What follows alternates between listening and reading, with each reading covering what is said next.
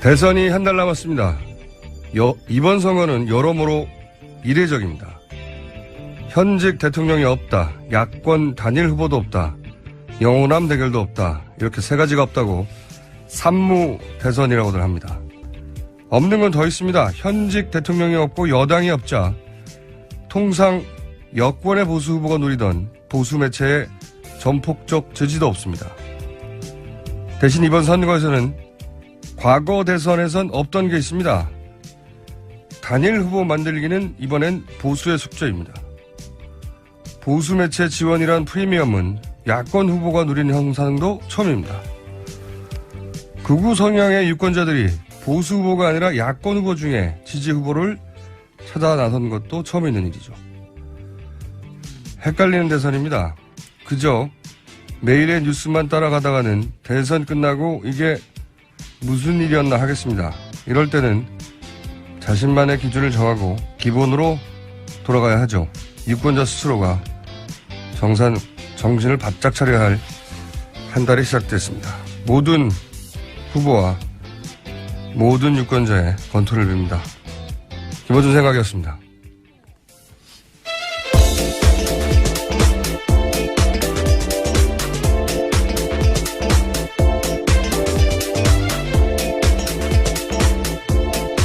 시사인의 김은지입니다. 제가 컨디션이 몸살이 나가지고 목도 잠기고 잘해주세요 오늘. 네. 자, 힘내십시오. 첫 뉴스가 뭡니까? 네, 어제 세월호가 무트로 나왔습니다. 육상으로 옮겨진 세월호를 받침대 위에 올려놓는 거치 작업이 방금 7시부터 시작됐는데요. 오늘 인양 작업 모두 종료된다라고 합니다. 그렇군요. 드디어 나오는군요. 자, 다음 뉴스는요? 네, 우병우 전 수석에 대한 검찰이 어제 다시 구속영장 청구했습니다. 검찰 특수본이 우병우 전 수석에 대해서 영장 청구한 건 처음이지만요. 사실상 재청구 성격입니다. 지난 2월에 박영수 특별검사팀이 영장 재청구해서요. 한 차례 기각된 바가 있습니다. 예. 이건 저희가 3부에서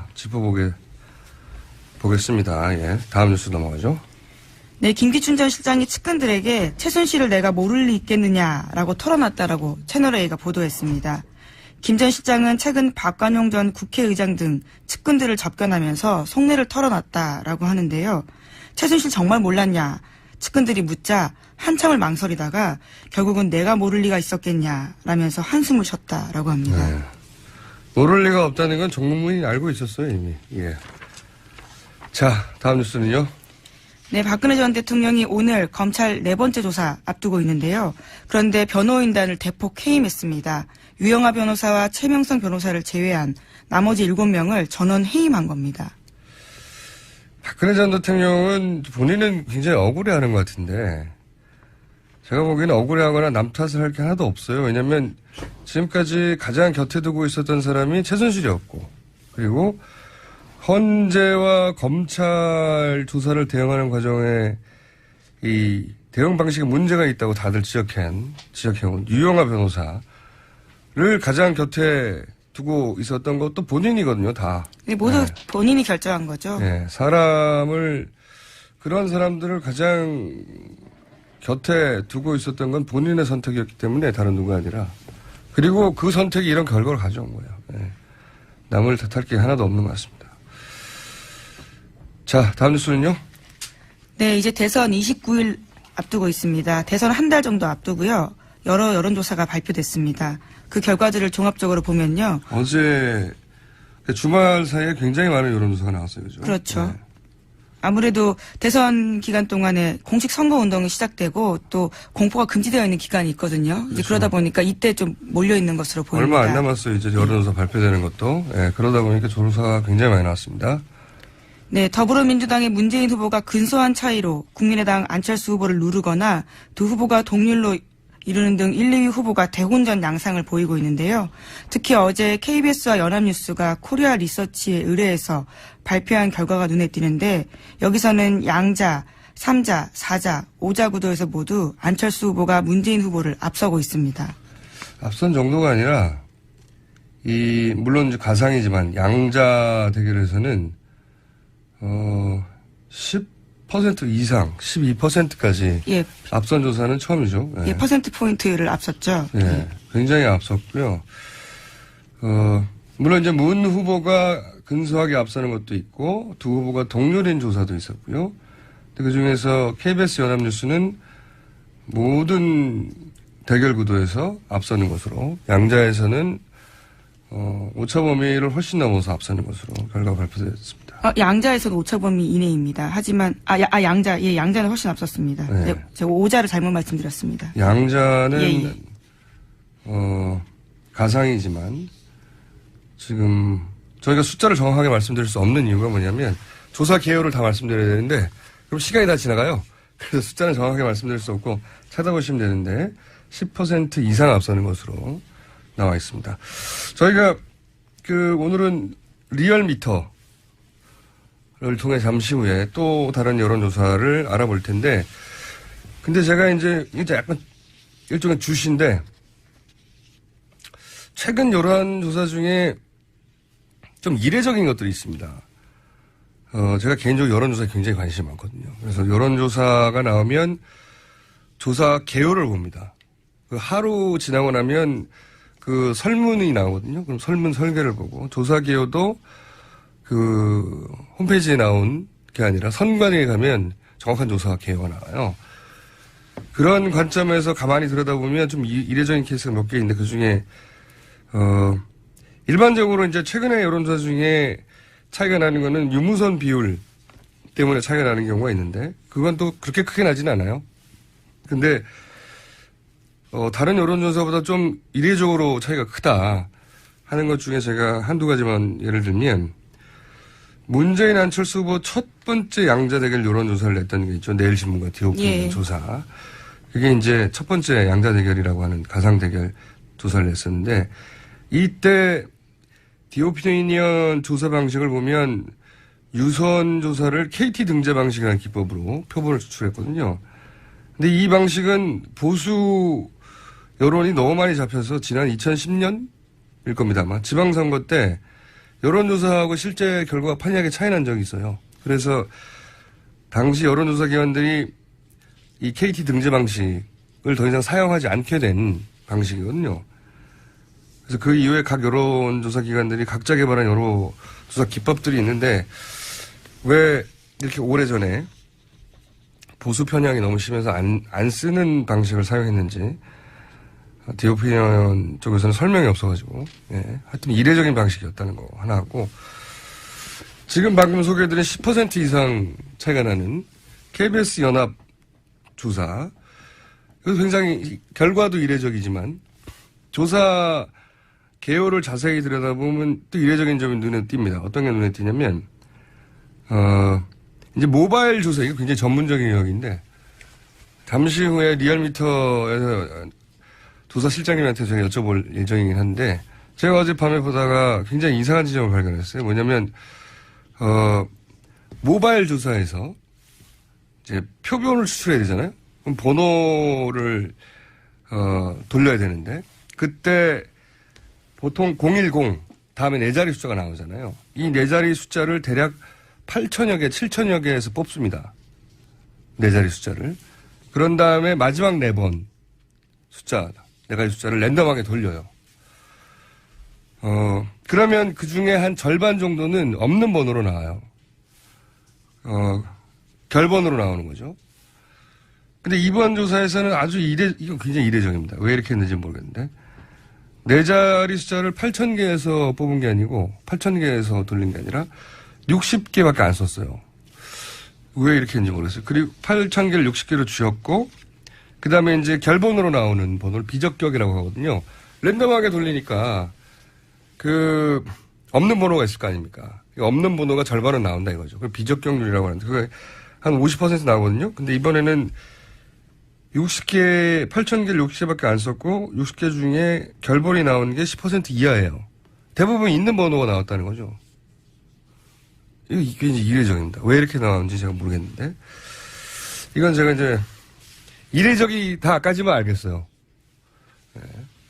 왜 이럴까? 이건 조사 실장님하고 나중에 리얼미터 얘기 나눠보기로 하고요. 자, 다음 뉴스는요? 네, 여론조사 관련해서 하나 더 말씀드리면요. 조선일보 칸탑 퍼블릭 조사도 어제 나왔습니다. 여기서 보면 2012년 박근혜 전 후보를 투표한 사람들의 절반 가까이가 이번에는 안철수 후보를 지지한다라고 나왔는데요.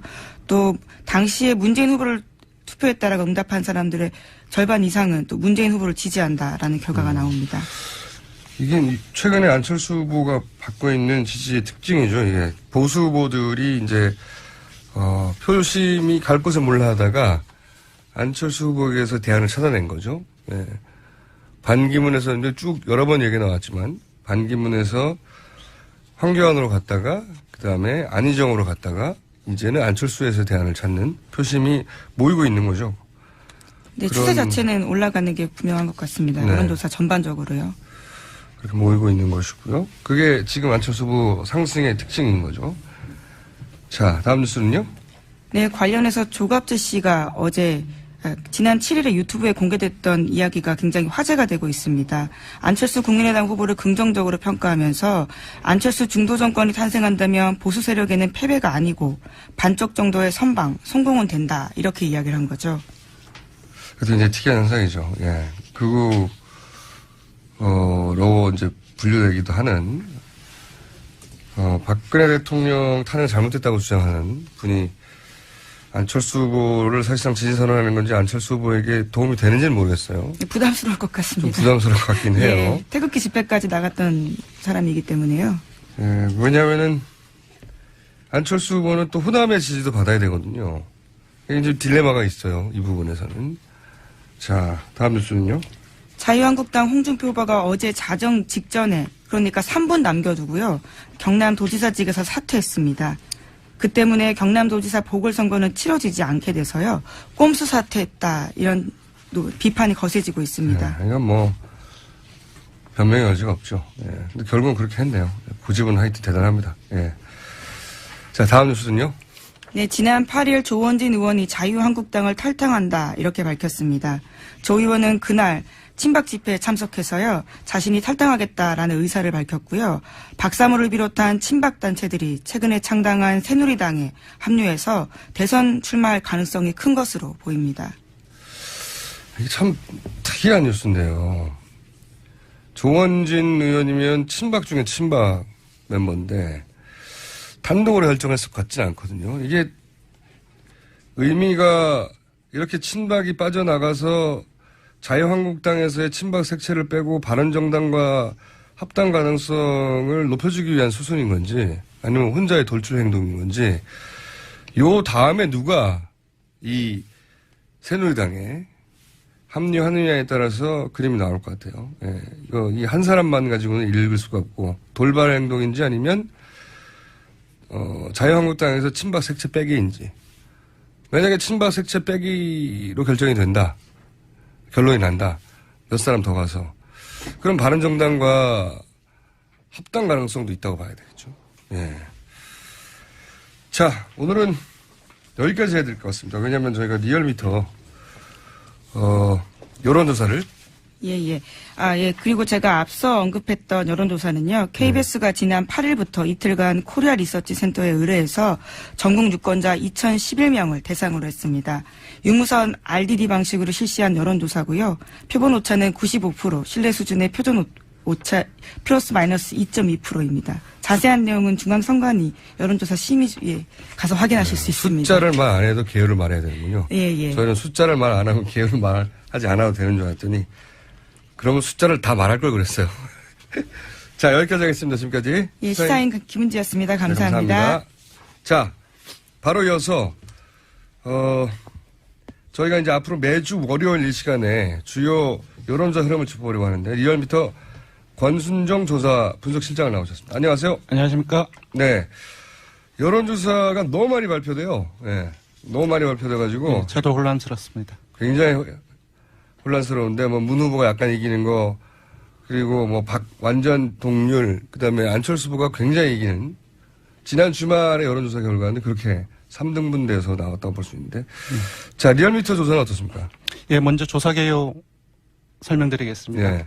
이번 조사는 강원도민일보, 경기일보, 국제신문, 영남일보, 전남일보, 중도일보, 한라일보 등이 의뢰해서 리얼미터가 4월 7일과 8일 이틀간 전국 19세 이상 유권자 2,244명을 대상으로 무선 90%, 유선 10%, 전화 면접 및 자동응답 혼용으로 실시했고 표본 오차는 95% 신뢰 수준에서 플러스 마이너스 2.1%포인트, 응답률은 9.9%입니다.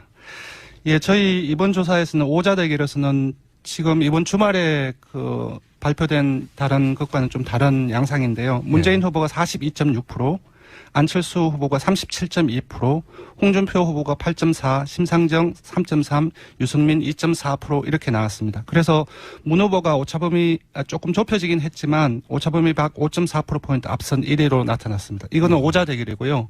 3자 대결이나 양자 대결도 비슷한 양상입니다. 3자 대결 보면은 문재인 45.1, 안철수 40.3, 홍준표 10.1. 이것도 문 후보 오차범위 밖 4.8%포인트 차로 1위고요. 문안 양자 대결에서는 문재인 47.6, 안철수 43.3, 다자 대결이나 3자 대결보다는 좁혀졌지만 그래도 응답자 수가 많기 때문에 앞서 소개해드린 대로 2.1%포인트입니다. 오차범위가. 그래서 이 양자 대결에서도 오차범위 밖에서 문 후보가 우세한 것으로 나왔습니다. 이런 여론조사는 리얼미터밖에 안 나오는 것 같은데요, 지금. 네, 지금 왜 이렇게 차이가 큰 거죠? 리얼미터가 잘못하고 있는 거 아니에요? 글쎄요. 그래서 지난 주말에 보통 이제 이번 주말을 지나면은 보통 여러 여론조사가 많이 나오기 때문에 그렇죠. 네. 조사 방법이라든지 어떻게 조사했는지를 좀 많이 살펴보는데요. 근데 이제 저도 저론조사에 관심이 많아가지고. 네. 이제 보통은 숫자부터 보는데 저는 네. 조사 개요부터 보거든요. 네. 그래야 됩니다. 준 전문가가 요즘에는. 되어가고 있어요. 저도. 애초부터 관심이 많았는데 이제 점점 더 많은 관심을 갖게 되니까 이제 숫자는 나중에 보고 일단 여기는 어떤 방식으로 조사를 했냐. 예. 유무선 혼용이 어느 정도냐. 조사 개요상에 어떤 이례적인 점이 있냐. 네. 이런 걸 보거든요. 앞서 KBS 코리아 리서치 센터에서 조사한 결과를 조금 아까 들은 적이 있는데요. 예, 저도 그거 한번 여쭤보려고 그랬는데. 네. 일단 뭐 여러 가지 조사 결과가 나왔는데 일단은 제일 첫 번째는 이제 무선과 유선의 비율을 먼저 좀 봐야 될 것 같습니다. 제가 왜 KBS 연합 코리아 리서치 이 조사를 여쭤보냐면 문 후보가 약간 앞서거나 안 후보가 약간 앞서거나 이런 조사는 여러 번 발표됐어요. 근데 네. 여기는 그 격차가 굉장히 크거든요. 맞습니다. 여기는 양자 대결에서는 지금 리얼미터에서는 문 후보가 대략 한 3% 정도 이긴다, 4% 정도 이긴다라고 네. 리얼미터는 조사가 됐다면 여기는 안 후보가 거꾸로 한 12% 이긴다고 조사가 됐어요. 양자 네. 대결에서. 그러면 둘의 격차는 16%. 이렇게 그러네요. 어마어마한 조사 맞습니다. 격차가 난다는 게 특이하지 않습니까? 예, 그래서 KBS하고 코리아 리서치 센터 조사 방법을 제가 봤더니 예. 조금 특이한 점이 발견되었습니다. 그러니까 저도 이례적이라고 예, 생각했는데. 보통 무선이나 유선을 무작위로 이제 전화번호를 생성하는 경우에는 예. 일정한 수의 국번에 맞춰가지고 각각 이제 000 4개니까 10,000개가 되지 않겠습니까? 예. 그것들 다 생성시킵니다. 그래서 무작위로 뽑아서 이제 전화를 하게 되는데 이 KBS 코리아 센터 경우를 봤더니 무선을 생성하는 데 있어서 조금 특이한 결과가 나왔는데요. 보통은 한 1,000개 이상, 보통 리얼미터 같은 적어도 경우는 1,000개. 7,000~8,000개의 그렇죠. 국번으로 전화번호를 생성하는데 여기서는 무선의 경우에 60개의 국번으로만 생성을 했더라고요. 이게 어떤 의미냐면, 그러니까 010 다음에 네 자리 번호가 있죠. 맞습니다. 그걸 다음에 10,000개가 나오잖아요. 네. 그렇죠?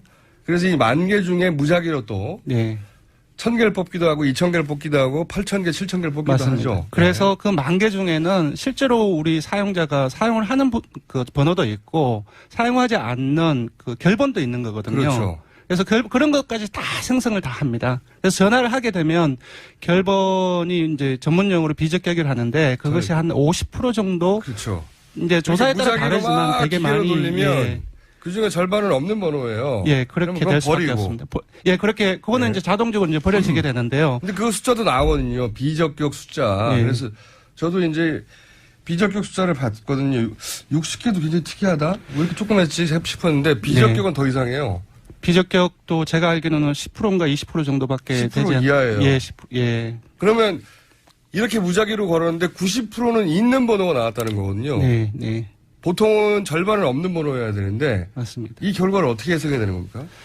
그래서 일단은 여론조사의 기본은 모든 유권자가 골고루 전화를 받을 수 있게 전화번호를 생성을 해야 되는데 그렇기 때문에 리얼미터 같은 경우는 7, 8천 개의 국번을 사용하는데 여기서 60개 상당히 많이 차이가 되죠. 게다가 KBS가 코리아 리서치가 원래 8천 개 사용했던 것이에요. 맞습니다. 이전 3월 조사에서는 그 정도의 숫자를 사용을 했는데 요번에만 왜 60개로만 추출을 해서 사용을 이건 했습니다. 질문을 네. 드려봐야 될 것 같아요. 네. 이 여론조사 기관이 왜 60개고 예. 왜 비적격이 이렇게 낮게 네. 대부분 있는 번호로 나왔냐. 네, 네. 그래서 제가 의심한 것은 의심이라기보다 뭐랄까 가능성을 생각해 보면 90%의 전화가 응답이 되려면 원래 있는 번호, 이렇게 무작위로 때린 게 아니라 있는 번호에 때려야 이렇게 나오는 거 아니에요? 그렇죠. 그런 경우가 돼야지만 이 정도가 나올 수 있지 90% 않을까 있는 싶습니다. 무엇보다 뭐 의심이라기보다는 의심인도 아니고 일반 여론조사에서는 만약에 몇천 개의 국번으로 사용해서 생성하는 경우와 60개를 가지고서 생성하는 경우는 나머지 그 차에 해당하는 사람들은 전화를 받을 수가 없잖아요. 원천적으로 배제될 수밖에 없잖아요. 그 자체에서 그렇고. 문제가 좀 있지 않나 싶습니다. 거기도 네. 문제가 있지만 저는 비적격이 더 이상해요. 아니 이게 무작위로 걸면 일단 절반은 없어야 되는 거거든요. 어떤 국번에서는. 맞습니다. 무작위로 생성을 해야 되는데 생성을 하게 되면 한 절반 정도는 결론이 나오게 되어 있습니다. 그건 어떤 여론조사나 예. 그러니까 오랫동안 여론조사를 보다 보면 그 수치가 그렇게 나오는 게 보이는데 이거는 안 그래서 저는 이상했거든요. 그래서 여쭤보려고 했는데 네. 역시 그렇습니다. 제가 준 전문가가 맞군요. 저는. 자 그렇고 네. 이걸 한번 물어봐 주세요. 네. 그죠. KBS 코리아 리서치 센터에. 코리아 리서치 센터에 왜 60개만 했고 왜 아마 그렇게 이거는 그 중앙선거 여론조사 심의위원회가 조금 이제 봐야 되지 않을까 싶습니다. 저도 선관 예. 홈페이지에서 네. 개요부터 확인하는데 네. 개요 확인하다가 왜냐하면 정상적인 방법이 아니기 때문에 이 부분들은 좀 열심히 해서 좀 봐야 될 필요성이 있지 않나 싶습니다. 자, 그 다음 리얼미터가 조사한 게 뭡니까? 요번에는 한 달 정도밖에 그 선거가 안 남았지 않습니까? 이제 그래서 거의 끝났어요. 여론조사할 기간도 2주 남았나요? 예, 그래서 지금 이제 두 번만 더 하면 예, 주말이 끝납니다. 예, 후보자들의 지지율도 중요하지만 현재 지지하는 사람들 중에서 좀 나눠지지 않습니까? 계속 끝까지 지지할 사람하고 이제 이후에 좀 바꿀 사람이 어느 정도 되는지 그게 중요한 시점인 것 같은데 그 조사를 했습니다. 잠깐만요. KBS 코리아 리서치 이게 왜 이상하냐, 이례적이냐고 하는 것에 대해서 문자가 하나 와가지고 읽어드리면 모집단을 대표할 수 없어서 결과가 잘못됐을 수 있다. 이렇게 설명해 주세요 했는데 네. 그것도 어려운 설명인데요. 뭐. 전화 문자가 와서 제가 네, 읽어드렸는데. 그렇게 설명을 안 드리기 위해서 이렇게 장황하게 말씀드린 네. 겁니다. 네. 그게 이제 정확한 설명이긴 하죠. 네. 자, 어떤 여론조사를 다른 것과 다르게 한 것이겠습니까? 네. 그래서 충성도 조사요? 예, 사실상 충성도 조사죠. 끝까지 지지하겠는지. 그래서 평균은 끝까지 지지하겠다 한 70% 정도 이상 나왔는데 네. 한 26.8%가 이제 후보 교체가 가능하다고 했는데 이게 후보마다 다릅니다. 그렇겠죠. 문재인 후보가 사실상 가장 낮게 나왔습니다. 이제 충성도가 바꿀 수 제일 높은 있다라고 하는 사람이 21.7%가 나왔고요. 가장 높게 나온 사람은 유승민 후보의 지지층이었습니다. 54.8%가 바꿀 수 있다. 그리고 이제 안철수 후보 같은 경우는 28.6%가 나왔어요. 한 5, 6% 정도가 문 후보에 비해서 후보로 교체할 수 있다라는 그 응답이 많이 나왔습니다. 그래서 조금 보면은 아무래도 문재인 후보의 지지층이 상당히 강하다. 결속력에서는 강하고 상대적으로 안철수 후보는 좀 약한 측면이 있다. 이렇게 봐야 될 것 같고요. 여론조사 전문가들이 항상 해왔던 얘기인 것 같긴 한데. 네.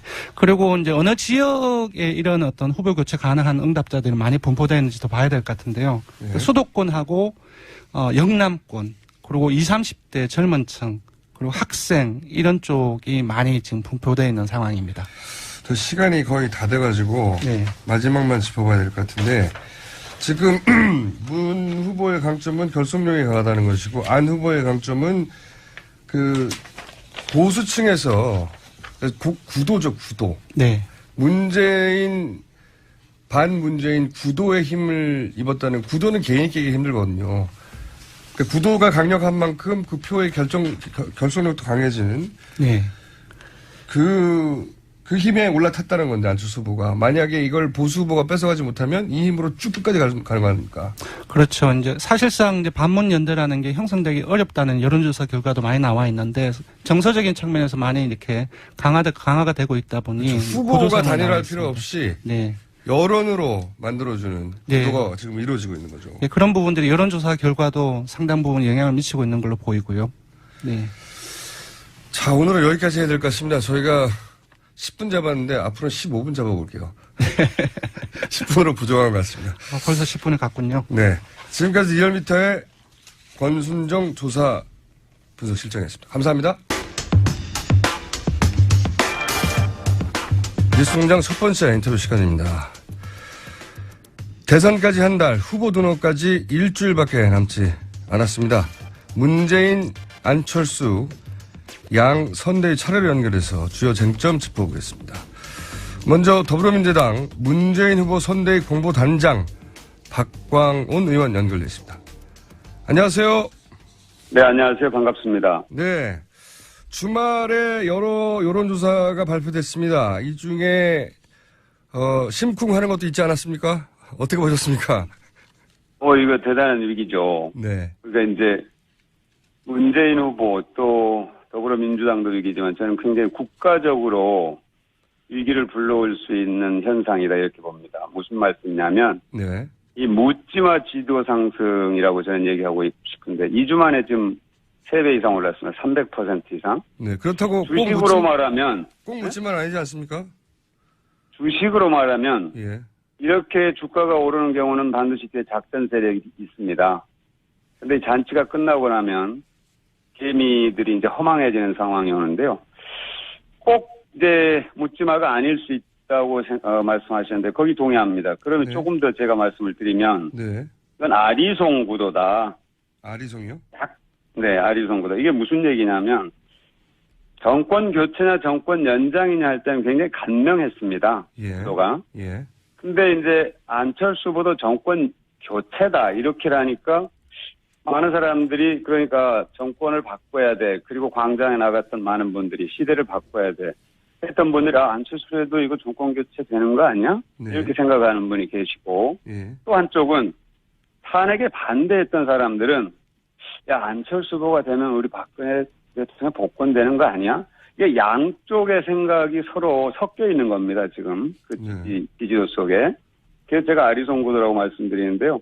이 상황이 조금 정리가 되면은 더 분명하게 안철수 후보가 이제 나는 누구랑 함께 하겠다는 걸 밝혀야 될 겁니다. 그래야 그게 저는 국민들에게 옳은 판단, 바른 판단을 할 수 있는 바른 자세다.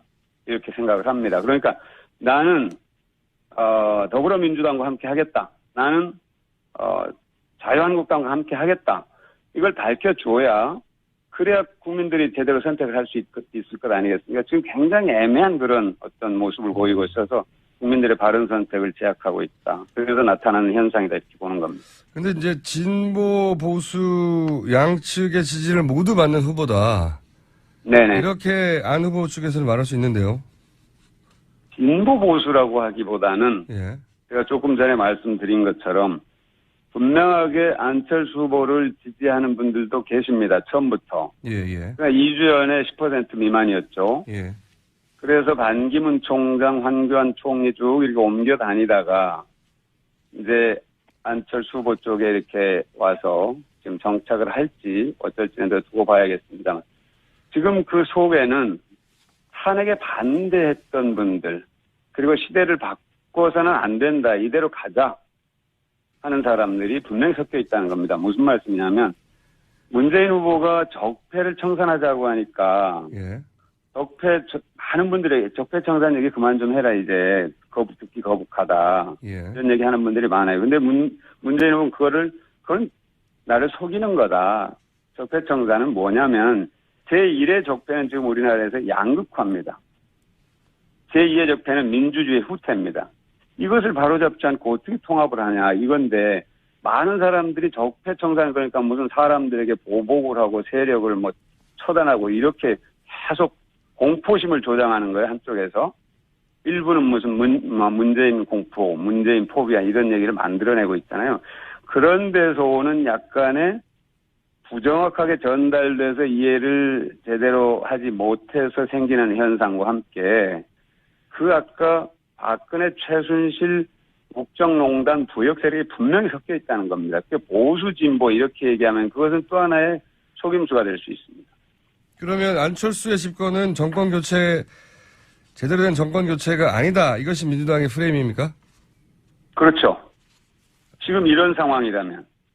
지금 어떤 현상이 벌어졌습니까? 극우 인사가, 자, 안철수를 차악으로 찍자, 홍준표 찍지 말자, 이렇게 지금 주장을 하고 선동을 하고 있잖아요.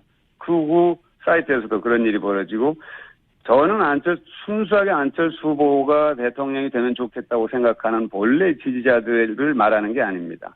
그분들이 함께 하려면은, 우리는 집권 후에 더불어민주당과 함께 하겠다, 이걸 선언을 해야 된다는 거예요. 그러지 않고 지금처럼 애매하게 가는 것은 그 사람들과 손을 잡는 게 된다는 거죠. 그럼 그게 어떻게 정권 교체가 되겠습니까? 정권 연장이고 얼굴만 바꾸는 거죠. 얼굴 교체죠.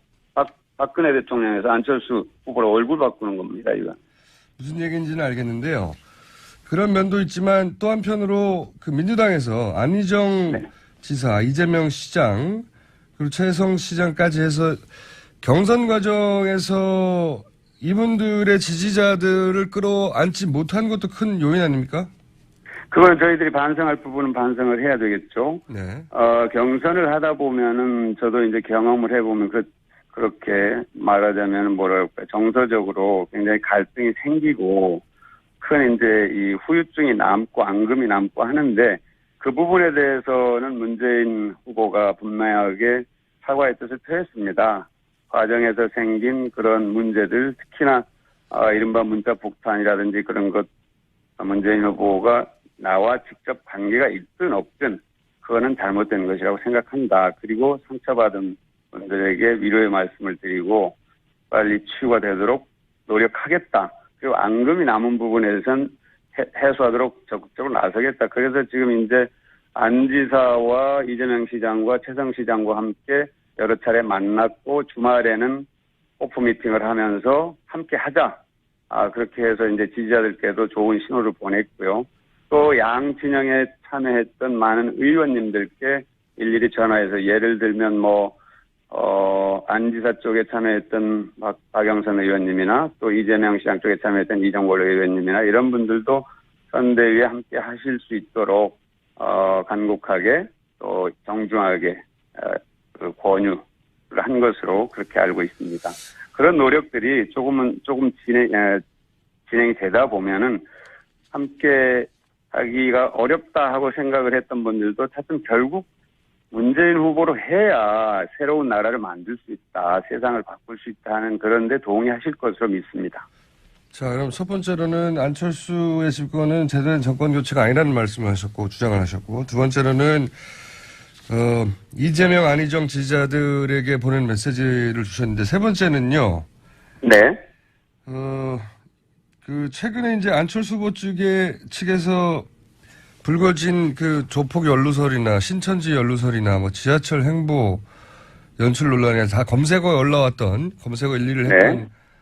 사안들 지난 주말에 세 가지 정도 말씀드렸는데 여기 대해서 혹시 캠프에서 하신 말씀 있습니까? 저는 사실은 그런 부분을 직접 참 언급하는 게 좀 합니다만 네. 그러나 그 조폭 부분은 사실 중요한 건 그 부분보다도 그 동원 경선에 이제 의혹이 제기된 겁니다. 그러니까 광주와 부산에서 선관위가 네. 명백하게 차량을 이용해서 경선에 참여한 인사들을 실어 날랐다 하는 그런 혐의로 당직자들을 지금 검찰에 고발을 했습니다. 그건 명백한 사실이어서. 네. 그런데 알려지기로는 그 시당의 당직자가 관여되어 있는 것으로 고발이 됐기 때문에 네. 그렇다면 이건 상당히 조직적으로 이루어진 것 아니냐. 네. 그러면은 그 경선 자체가 법적으로 문제가 생길 수도 있고 또 경선을 아주 아름답게 포장했던 것이 부도덕한 것 아니냐 이런 지적을 받을 수 있을 겁니다. 그리고 이제 종교 문제는 그건 조직을 확대하기 위해서 어떤 종교와 이렇게 손을 잡는다는 것은 뭡니까? 정치와 종교의 분리라는 면에서 그건 명백하게 문제가 있는 것이고요. 그 부분은 아마 냉철하게 국민의 당 차원에서 분명하게 확인해서 조치를 할 필요가 있다 이렇게 생각을 합니다. 또 이제 일부 지하철이라든지 그런 거는 사실 보여주기거든요. 저희들이 보여주기 때문에 이 꼴이 된 겁니다. 박근혜 박근혜 대통령 생각해 보십시오. 5년 전에 뭘 그렇게 보여주기 시장에 가는 거라든지 여러 가지들 이런 것들 이미지 정치 때문에 내실 그 양반이 얼마나 그 후보가 나라를 잘 경영할 것인가 따져보지 못하고 겉모습만 보고 선택을 했다가 지금 이런 사태를 맞았는데 저는 이번에는 국민들께서 매우 냉철하게 그걸 보실 거라고 봅니다. 누가 가장 일을 잘할 것인가, 문재인이 과연 더 잘할 것인가, 안철수가 잘할 것인가 이걸 보지 않겠습니까? 그런 면에서 저는 문재인 후보가 정직성이나 일관성이나 신뢰성이나 또 도덕성이나 다들 사람 좋다고 얘기합니다. 그리고 국정 운영 경험이 있습니다. 청와대에서 5년 동안. 실패한 것도 있고 성공한 것도 있고 실패도 저는 중요한 자산이 소중한 자산이 될 수 있다고 생각합니다. 그리고 또 하나는 흑수저 중에 흑수저 피난민 아들로 태어났습니다. 서민의 삶을 누구보다도 가장 잘합니다. 손에 물을 묻히고 산 사람입니다. 그런 점에서 또 국민성장이라는 성장 담론을 들고 나왔습니다. 그리고 안보를 누구보다도 잘할 수 있습니다. 이런 것들을 얘기를 해야지 보여주기식의 어떤 이미지를 만들려는 그런 정치는 이제 국민들로부터 그렇게 환영받지 못할 거라고 생각합니다. 알겠습니다. 의원님 오늘은 간단하게 들어보는 시간이라 여기까지 하겠습니다. 네네 고맙습니다. 네, 오늘 말씀 감사합니다. 네네. 지금까지 더불어민주당 문재인 후보 선대위의 공모단장 박광원 의원이었습니다. 이어서 국민의당 입장 들어보겠습니다. 국민의당 안철수 후보 선대위의 미래기획본부장 이용주 의원 전화 연결되어 있습니다. 안녕하세요, 의원님. 예, 안녕하십니까. 국민의당 이용주 의원입니다. 목소리가 딱딱하게 꽂혀요, 의원님은. 예. 그렇습니까? 예. 그렇게 하겠습니다. 아니, 좋다는 얘기입니다. 딱딱 꽂혀서. 자, 지금 민주당에서는 그 안철수 후보 지지에 소위 이제 그 적폐 세력이라는 최순실 혹은 박근혜 전 대통령을 지지했던 최순실은 아닙니다만 박근혜 전 대통령을 지지했던 세력이 포함되어 있지 않느냐 이런 문제 지적이 있어요. 물론 국민의당이 그분들 오라고 한 적은 없는데 이 문제는 어떻게 답변하시겠습니까? 한때 박근혜 대통령 그리고 박근혜 전 대통령을 지지했던 세력이라 하더라도 지금이라도 마음을 바꿔먹고 안철수 후보를 지지할 수 있고 그게 국정에는 도움이 된다 생각합니다. 만일 박근혜 전 대통령이 지지했던 세력이 마음을 바꿔서 문재인 후보를 지지한다고 하면은 그거는 뭐 적폐 세력이 아니겠습니까? 그러면은 문재인 더불어민주당 쪽에서는 그런 사람이 지지한다고 하면 그 지지를 안 받을 생각이 있습니까? 이렇게 물어보고 있습니다. 받겠죠. 거기서도 아쉬우니까. 이건 어떻게 생각하십니까? 근데 이제 거기까지는 저도 충분히 납득이 가는 답변이신데 이제 박근혜 대통령을 사면해야 한다고 믿는 쪽이 안철수 후보를 더 많이 지지하고 박근혜 후보를 사면하면 안 된다고 믿는 쪽이 문재인 후보를 더 많이 지지하는 것. 이제 여기서는 단순히 마음을 바꾼 게 아니라 마음을 바꾸지 않은 채 안철수 후보를 지지하는 거 아니냐 이런 지적이 있을 수 있거든요. 개인적인 정치적 상황에 따라서 정치에 대한 지지 여부가 갈릴 수는 있다고 봅니다. 하지만 그것이 안철수의 정치에서 그런 지지를 받았다고 해서 안철수 후보가 박근혜 전 대통령을 사면한다고 말한 적도 없고 말할 생각도 없고 앞으로 국민이 원하는 그런 일이 없다고 명백히 말했습니다. 그래서 그 부분은 문제가 되지 않을 것이다 이렇게 생각하고 있습니다. 알겠습니다. 근데 이 지점은 제가 여쭤본 이유는 아마도 다른 후보들이 이 지점을 많이 공략하지 않을까 싶어 여쭤본 거고요. 자, 또 하나는 어제가 아니죠. 지난주에 아마 박지원 대표와 홍준표 후보 사이에 설전 사이에 나온 이야기인데 박지원 대표가 홍준표 찍으면 문재인 된다라는 워딩에 홍준표 후보가 안철수 찍으면 박지원 상황된다 이런 식으로 대받아쳤어요. 이 안철수 찍으면 박지원 상황된다는 지적에 대해서는 뭐라고 답변하시겠습니까? 그 말은 홍준표 쪽에서 하긴 했는데 그 말을 또 열심히 돌리고 유포시키는 쪽은 지금 문재인 쪽에서 열심히 돌리고 있더라고요. 근데 상황이라는 그런 말 자체가 얼마나 그 민주주의와 어긋나는 말이겠습니까? 그 말이 안 되는 것이고요. 상황은 뭐 우스갯소리를 한다면 대통령 된 다음에 상황되는 거 아니겠습니까? 박지원 대통령 된 적이 없습니다. 만약에 그런 논리대로 한다면은 더불어민주당의 노무현 대통령, 김대중 대통령을 개성한다고 해서 만약에 문재인이 대통령이 된다고 해서 권양숙 여사, 이호 여사가 왕으로서 수렴 천정한다. 이런 성님이 되겠습니까? 이것은 말도 안 되는 상식에 어긋나는 것이라고 봅니다. 예. 뭐 이거는 억울하실 수도 있는데 홍준표 지금은 문재인 된다는 공격은 먼저 하셨으니까요. 대받아 치고. 그러니까 예. 그런 취지는 이거죠. TK, PK에서 왜 안철수의 지지율이 올라가냐라는 답인 거죠. 많은 사람들이 홍준표를 찍은 문재인이 되니 그런 심정으로 그걸 방지하기 위해서 안철수 찍는 게 아니냐라는 친절한 설명을 한 것이죠. 설명이라기보다는 홍준표 찍으면 문재인 되니까 안철수로 오라고 하는 유도 아니겠어요? 예, 설명이 아니라. 그런 말도 좀 그런 생각도 좀 있다고 봐야죠. 그런 생각이 더 많겠죠. 이건 뭐, 자, 그건 설명을 굳이 안 하셔도 될 것 같고. 예. 자, 지난 주말에 아무래도 안철수 후보의 지지도가 확 올라오다 보니까, 뭐, 관심 후보가 되니까 당연히 이런 이야기들도 나오는 것 같은데, 그전에는 큰 논란이 없다가, 이게 우선 뭐 조폭 연루설, 차떼기 논루설, 그리고 뭐 특정 종교 세력 이야기, 뭐 지하철 이야기, 이런 거 좀 해명 좀 해주십시오. 쭉. 뭐부터 할까요? 조폭 논란부터 하겠습니다. 예. 네, 그 자체에 대해서 안철수 후보도 논란 자체를 뭐 해명 자체 안 했죠. 예. 이유가 뭐냐? 어느 대한민국 어느 누구가 안철수 후보와 조폭과 관련이 있다 생각하겠습니까? 사실관계 자체가 맞지 않다. 예. 그리고 한 장의 사진에 있어서 특정인이 예전에 조폭 활동했던 과거가 있었다는 것 아니겠습니까? 예. 통상적으로 정치인들은 누구와 사진 찍어달라면 다 사진 찍어줍니다. 그렇죠. 저도 그랬던 것이고. 그 사진 한 장을 가지고 조폭 난동을 연결시킨다는 것은 네거티브도 좀 사실관계에 근거해야 된다. 이렇게 생각합니다. 또 하나는 특정 종교 경관설도 마찬가지입니다. 그 특정 종교라는 게 5년 전에 또 박근혜 대통령과 관련이 있다. 뭐 이런 식으로 또 한번 또 돌았어요. 예. 요즘 뭐 입당 원서에는 뭐 조폭 경력이라든지 특정 종교 경력을 써놓는 항목이 있지는 않습니다. 그리고 제가 개인적으로 알고 있는 그 해당 특정 종교 사람들한테 물어봤어요.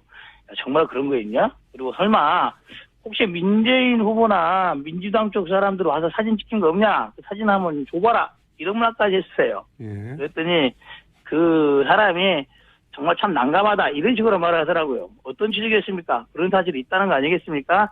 그래서 어떤 후보가 특정 종교와 관련이 있다 없다는 것은 그것도 명확한 근거를 가지고 말해야 되는 것이 근거 없는 내가 TV가 통하겠습니까? 또 하나 있었던 게 뭐 지하철 4월 5일 날 예. 첫 출근할 지하철로 나갔을 때 우연히 옆에 앉아있던 학생이 책을 줬는데 나중에 알고 봤더니 우연이 아니라 그 학생이 전날 밤에 내일 안철수 후보를 만날 것 같다라는 예언을 해서 이게 연출된 거구나 뭐 이런 거죠. 예. 그래요. 그 부분에 대해서도 그 최근에 이제 그게 이틀 3일 전에 이제 이 얘기가 됐지 않습니까? 예. 그런데 명확한 사실관계는 4월 5일 날 출근한 이후에 안철수 후보가 기자 간담회를 해서 아침 11시쯤에 예. 당시 그 자리에서 이미 공개적으로 기자들에게 그날 탔던 그 학생이 그 전날 그 페북에 그런 글을 썼고 그런 뭐 알고 찾아왔더라라는 말을 기자들한테 이미 문제가 되기 전에 이미 공개됐어요. 예. 그러면 아시겠지만 그 학생은 자신이 내일 안철수 후보를 알고 있었습니다. 만날지도 모른다는 걸 알고 있었다고요? 그렇습니다. 예. 그건 좀 이상한데요. 그 부분은 이제 저희 서로 확인을 했었어요. 어떻게 그게 가능했던 건지 확인을 했더니, 예.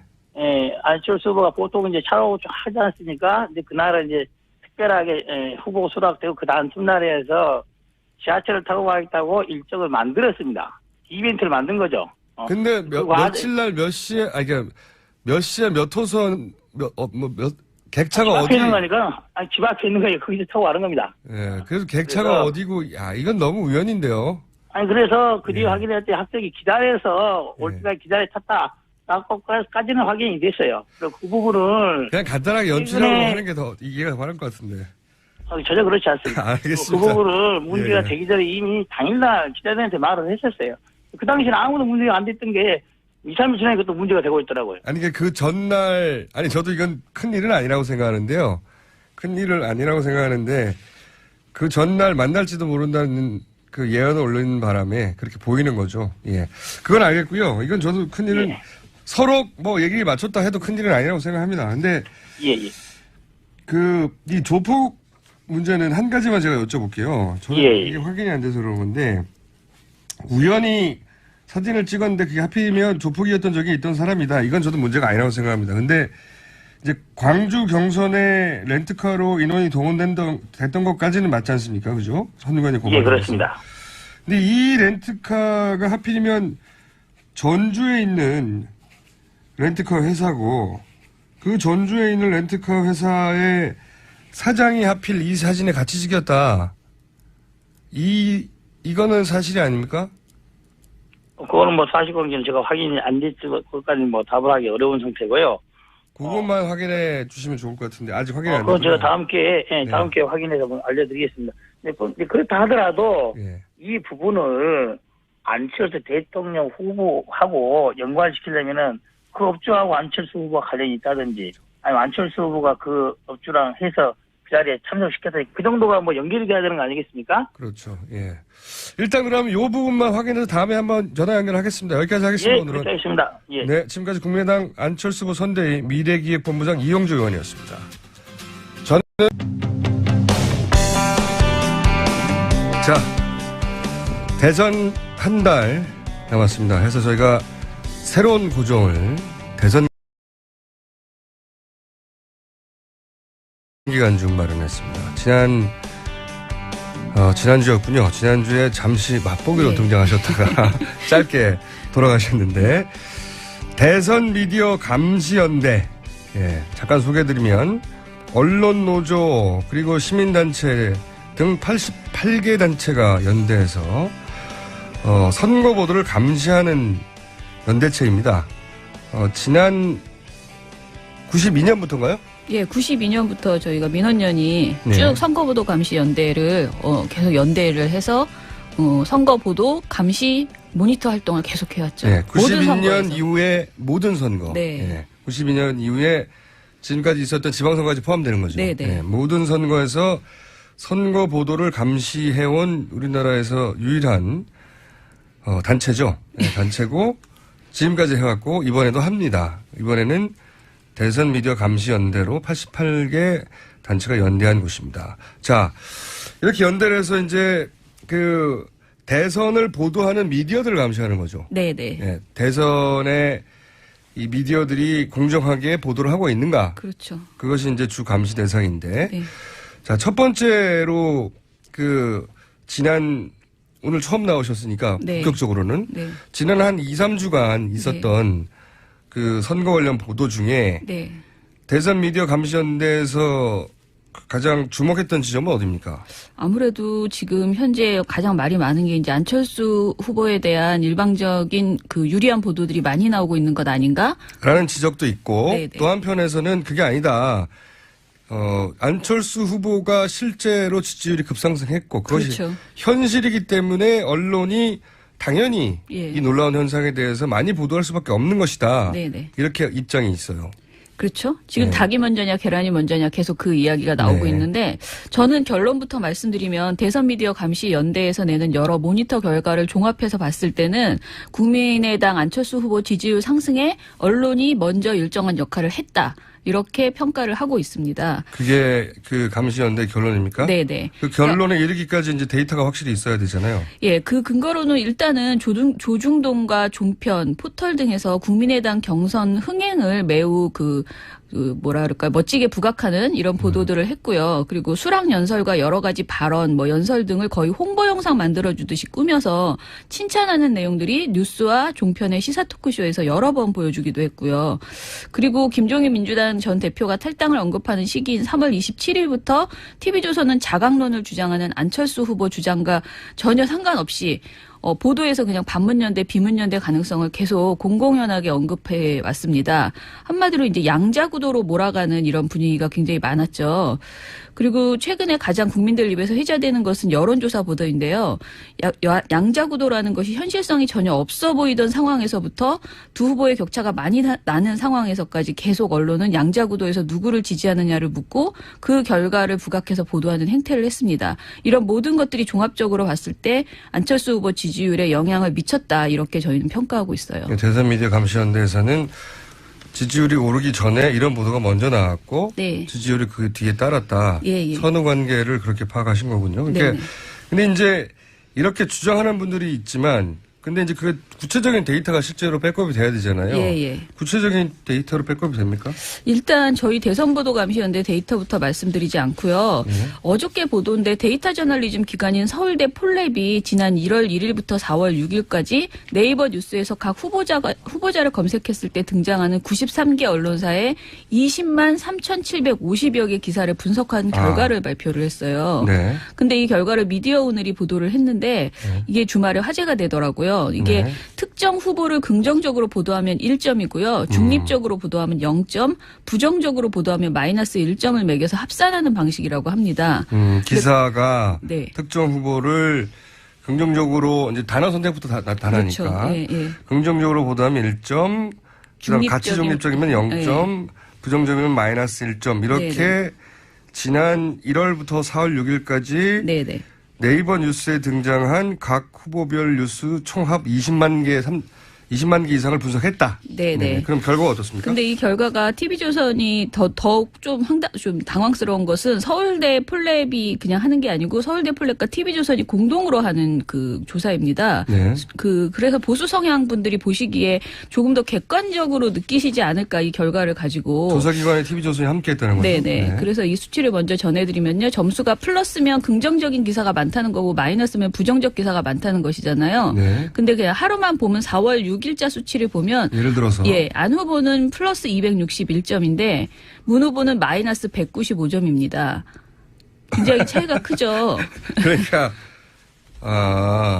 그 기사 예를 들어서 4월 이제 1월 1일부터 4월 6일까지 했는데 네네. 4월 최근 6일, 거를 이제 4월 6일자가 이제 마지막 일자입니다. 네네. 근데 예를 들어 이제 거꾸로 거슬러 올라가 보자면 안철수 후보의 긍정적인 점수는 261점이고 문재인 후보의 긍정적인 점수는 마이너스 195점. 부정적으로만 나왔다는 예, 거예요. 예. 그리고 4월 5일에도 문 후보는 마이너스 53점이었는데요. 예. 이때는 안 후보는 심지어 플러스 400을 초과해서 수치가 확인되지 않을 정도였다고 이렇게 미디어오늘 기사에 나오더라고요. 그래서 이게 이제 전반적인 어느 보수 언론이냐 이런 걸 떠나서 전반적으로 통계를 냈을 때 이 정도의 수치가 나왔다 이렇게 보시면 될 것 같아요. 그러니까 이거는 문재인 후보 지지자 측이 기분으로 느끼는 게 아니라 데이터를 분석하는 서울대 폴랩에서 수치로 분석해봤더니 실제 문 후보가 부정적으로 포털에서 많이 다뤄지더라. 네네. 그런 수치가 확인된 거네요. 예.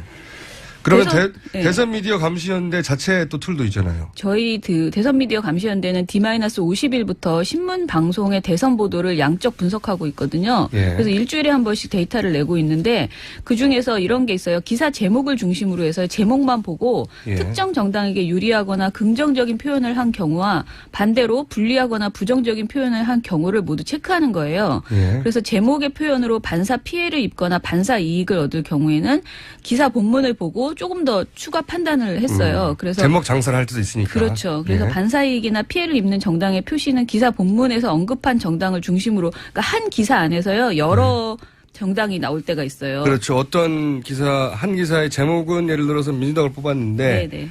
내용은 뭐 국민의당이 주로일 수도 있고요. 그렇죠. 그래서 한 기사에서 3개 정당 관련 소식이 있으면 그 유불리를 모두 중복 체크를 했어요. 그러니까 2개, 3개, 뭐 1개 이렇게 여러 가지가 있었는데 예. 그 결과를 보면요. 3월 20일부터 저희가 시작했는데 20일부터 25일까지 신문 보도 제목에서 민주당에 유리한 기사는 한 건도 없었고요.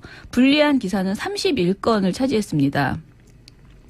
네. 재밌네요. 이때는 국민의당 관련 기사는 유리한 기사도 한 건뿐이었지만 불리한 기사는 0건이었어요. 예. 그때는 뭐 안철수 후보의 지지율이 그렇게 높지 않았기 때문에 네, 거의 안 나왔습니다. 관심 대상이 아니어서 그랬을 네네. 수도 있죠. 그리고 1등이니까 검증 기사가 많이 나와서 그럴 수도 있고요. 네, 그리고 3월 27일부터 4월 1일까지 두 네. 번째 주의 결과를 보면 눈에 띄는 변화가 있는데요. 이전 존재감이 거의 없었던 그 국민의당 관련 유리한 기사가 18건으로 늘어나고요. 불리한 기사는 5건이었습니다. 그런데 같은 기간 안에 민주당은 유리한 것이 10건이었고 불리한 것도 10건이었습니다. 그러니까 국민의당이 굉장히 많이 유리한 기사가 늘어난 것을 보실 수 있고요. 이때부터 이제 안철수 후보 지지율이 급상승을 했으니까요. 네.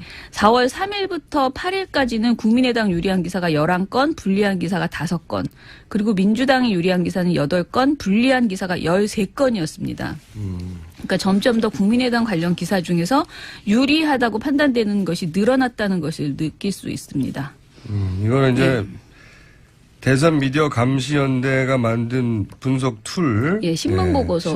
네. 종이 신문만을 기준으로 네네. 해서 제목과 그 내용을 분석해서 점수 체계화한 거군요. 네네. 근데 이제 3월 27일 이후로 국민의당의 유리한 기사가 급증을 늘어났어요. 급증을 네. 했군요. 네. 그건 사실이네요. 네. 근데 이제 특정 후보가 갑자기 인기를 끌고 지지율이 상승하니까 네. 그 자체를 긍정적으로 바라볼 수 있는 요지가 많죠. 그래서 그런 기사가 많이 나왔다고 볼 수도 있죠. 그렇죠. 예. 그렇게 분석할 수도 있지만 수치상으로는 어쨌든 그렇습니다. 자, 다음 분석 툴은 또 어떤 게 있습니까? 방송도 사실 똑같은 툴로 이렇게 분석을 했었는데요. 네. 방송도 사실 수치가 조금 차이가 날 뿐 이런 경향성 1주, 2주, 3주에서 그 이제 1주에는 당연히 민주당 관련 보도가 많았고 2주에는 국민의당 유리한 기사가 많아지고 3주에 좀 더 많아지고 이런 경향성은 거의 비슷하게 나타나고 있습니다. 그래서 방송에서는 이걸 하나 비교해 보려고 가지고 왔는데요. 제가 말씀드리는 보도는 한 보도에서 한 가지 의혹만 다룬 것을 카운팅을 했고요. 예. 문재인 후보 관련해서 그 문재인 후보 아들 그 취업 특혜 논란 있잖아요. 네네. 그거 말고 다른 내용은 모두 뺐어요. 그러니까 뭐 노무현 전 대통령의 사돈 그 음주운전 은폐 의혹 이런 것들은 모두 뺀 그야말로 문재인 후보 아들 논란만 카운팅을 해봤고요. 그 하나만 카운팅을 네네. 해봤다. 반대로 안철수 후보 관련해서는 아내 취업 특혜 의혹이나 장례식장 그 논란 있죠. 조폭 네. 동원설 경선 의혹 그 동원 의혹 등을 모두 포함해서 카운팅을 해봤습니다. 네. 근데 3월 17일부터 4월 8일까지 방송 보도에서요. 그러니까 7개 저녁 종합 뉴스, 7개 그러니까 지상파 3사와 종편 4사의 7개 MBC, 방송사. KBS, TV조선, MBN, 채널A, SBS, JTBC 이렇게 그렇죠. 되는 거죠. 예. 네. 7개 방송사의 3월 17일부터 4월 8일까지의 문재인 아들 의혹 보도와 안철수 후보 부정적 관련 보도량을 한번 보겠습니다. 네. 격차가 가장 큰 방송사부터 말씀드리면요. MBC가 5대 0입니다. 문재인 아들 의혹이 5건, 그리고 안철수 후보 관련 부정적 보도가 0건. 그렇군요. KBS가 6대 1이요. TV조선이 9대 5, MBN이 5대 2, 그리고 채널A가 4대 4로 갔습니다. 그리고 SBS는 3대 2, JTBC가 3.5건 대 5. 그러니까 0.5건이라는 것은 단신을 말씀드리는 거거든요. 그러니까 굉장히 차이가 크죠. 그러니까 예. 안철수 후보의 부정적인 보도보다는 문재인 후보의 부정적인 보도가 이 방송, 네. 그러니까 지상파와 종편을 합쳐서의 방송에서 네. 월등히 많다. 예, 네, 그렇죠. 수치로 나온 특히 겁니다. MBC는 굉장히 충격이죠. 국민의당 경선 불법 동원 의혹, 국민의당 세월호 인증샷 논란, 부인 의혹, 포스코 주가 폭락 책임 논란 등을 모두 한 건도 보도하지 않았습니다. 특히 경선 불법 동원은 타사가 모두 한 꼭지씩은 다 보도를 했거든요. 근데 KBS도 MBC만 한국 예, 보도했어요. 예. 네. 그런데 MBC만 보도를 하지 않았더라고요.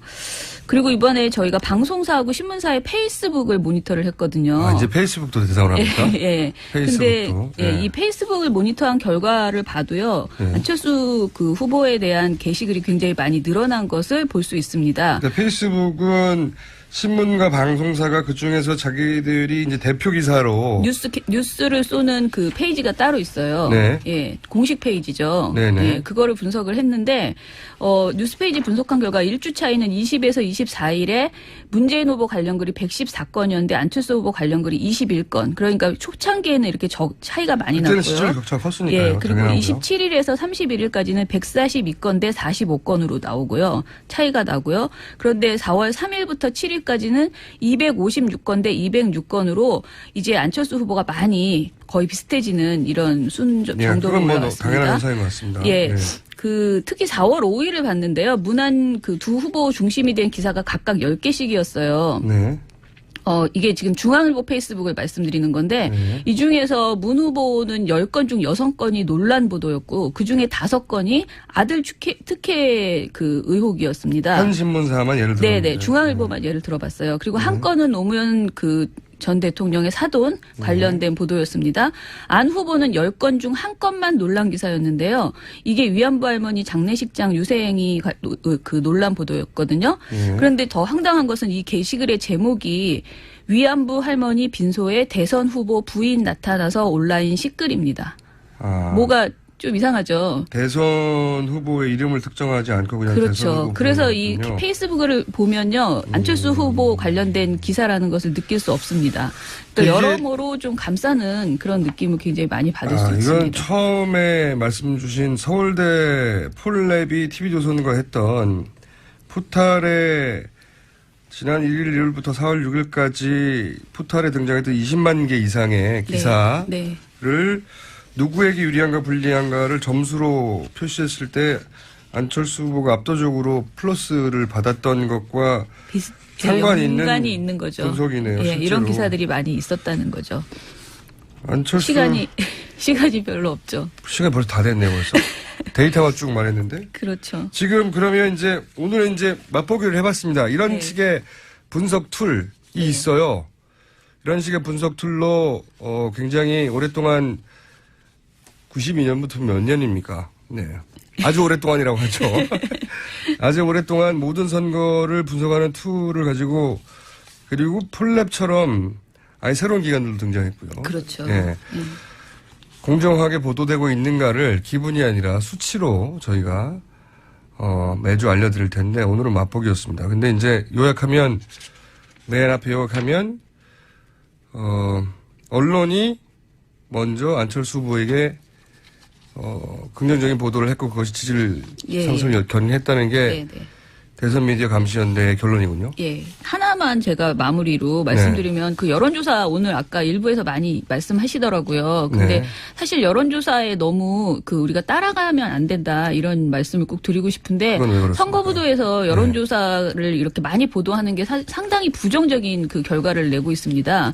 그러니까 여론조사의 특성상 오차 범위 안에 있는 결과는 큰 의미가 없으니까 이거를 사실 앞선다 뒤선다 이런 표현도 하지 말아야 되고요. 그리고 이렇게 궁금해서 사람들이 찾아보게 되죠. 근데 이렇게 지지율에 치중하는 언론 보도 자체가 전형적으로 잘못된 선거 보도고 경마 저널리즘의 사례거든요. 그래서 왜 경마 중계하듯이 어떤 말이 앞선다 뒤선다 엄청 빠르게 막 계속 전해주잖아요. 네. 이런 식의 보도 태도는 사실은 국민의 현명한 투표 행위를 방해한다. 그래서 언론도 좀 자제할 필요가 있고요. 국민도 너무 이것에 대해서 일희일비하실 필요는 없다라는 생각을 저는 합니다. 예. 알겠습니다. 지금까지 대선 미디어 감시연대를 이끌고 있는 민원연의 김원경 사무처장이었습니다. 감사합니다. 감사합니다. 우병우 전 청와대 민정수석에 대해서 검찰이 구속영장을 청구했습니다. 우병우 전 민정수석 혐의가 뭔지 이번엔 발부될 수 있을지 영장이 강신업 전 대항변협 공보이사 전화 연결됐습니다. 안녕하세요, 변호사님. 네, 안녕하십니까. 네. 우선 우병우 전 민정수석 혐의부터 좀 정리를 해주십시오.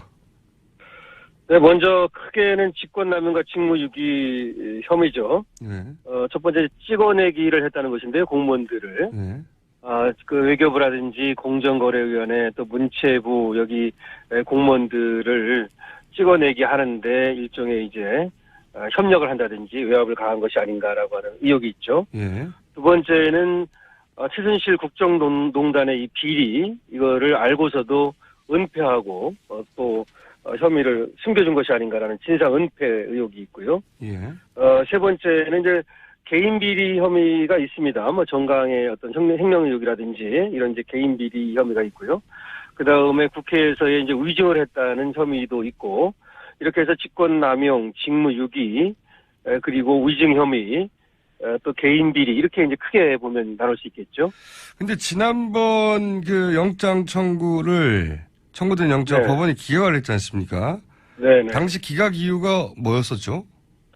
결국은 아무래도 사실관계와 법리관계가 촘촘하지 못하다 이렇게 본 것 같은데요. 예. 뭐 늘상 하는 말인데요. 영장을 기각할 때는 범죄의 소명 정도가 충분치 않다. 예. 이런 얘기를 했었고요.